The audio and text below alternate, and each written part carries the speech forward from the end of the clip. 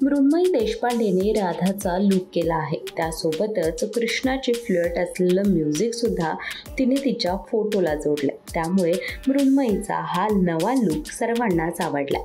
प्रत्येकाने तिला भरभरून कमेंट सुद्धा केलेत। नक्की हा लूक कसा आहे चला पाहूया।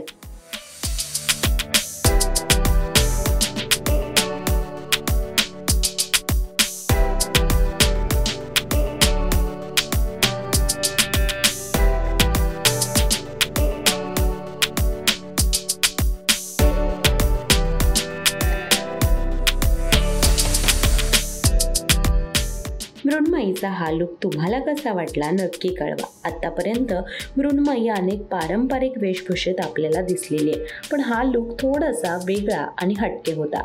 याबद्दल तुम्हाला काय वाटतं नक्की कॉमेंट करा आणि अशाच एंटरटेनमेंट व्हिडिओजसाठी माय महानकर मानिनीला जरूर सबस्क्राईब करा।